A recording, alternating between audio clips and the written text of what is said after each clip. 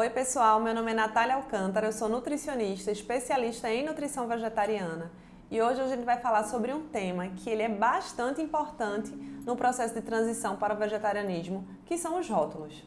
Então muitas vezes a gente não começa num processo de transição por achar que a gente não consegue fazer 100%. A memória afetiva com os alimentos, sejam eles moralmente bons ou não, de acordo com a sua escolha, ela existe e ela não pode ser negada. E quanto mais a gente nega essa memória afetiva, mais difícil fica esse processo de transição. Então você já deve ter ouvido falar na frase: eu até pararia de comer carne, mas eu adoro sushi.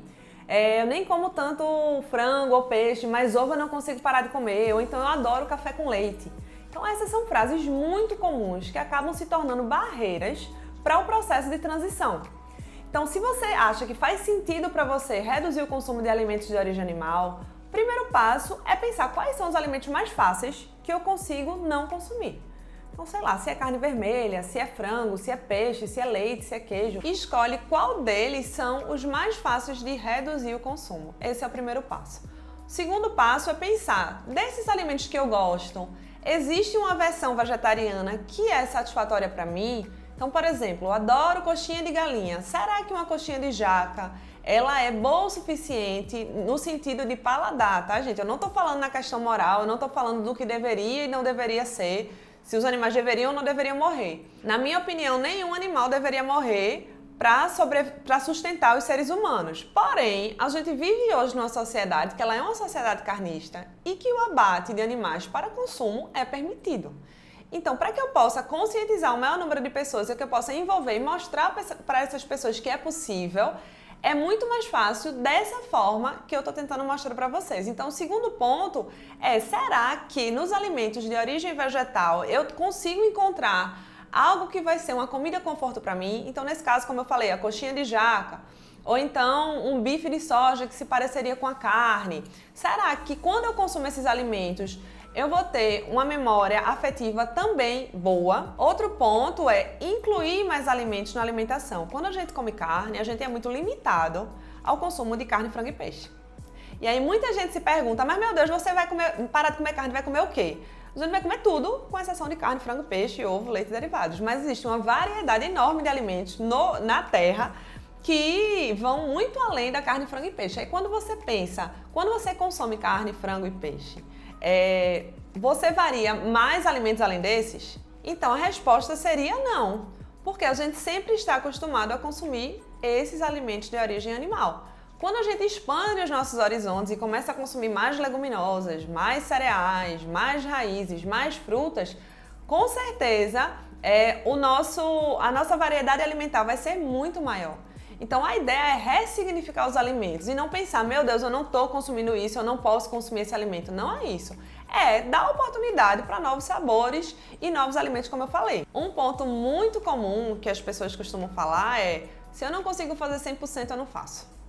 E aí isso se aplica para o vegetarianismo. Se eu não consigo entrar na caixinha do ovo-lacto vegetariano ou do vegetariano estrito, eu não vou fazer, porque eu não me enquadro naquele perfil.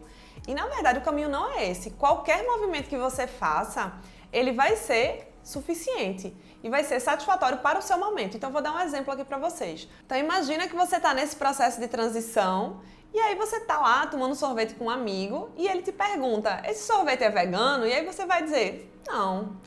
E aí ele te pergunta, mas adianta de quê não comer carne todo dia e tomar esse sorvete que não é vegano? E aí você vai pensar que adianta todas as outras refeições que você não comeu carne.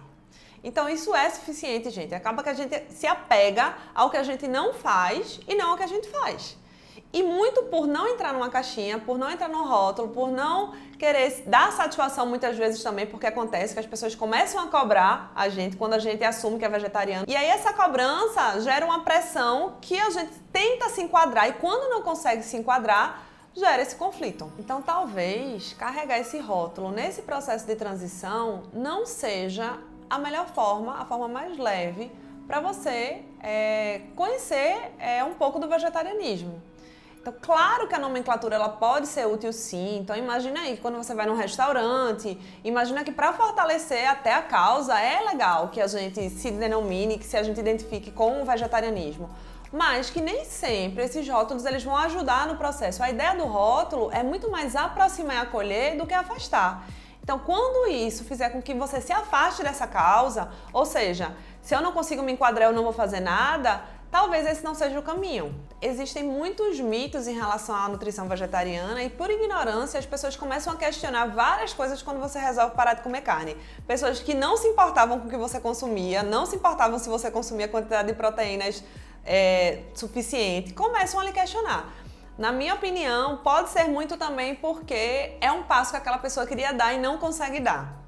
Mas é bem importante estudar e ter certeza e conhecer aquele processo para mostrar também que essas pessoas que estão te questionando e que estão te cobrando podem se beneficiar com isso também. Um ponto bem importante também é entender que esse processo ele é seu.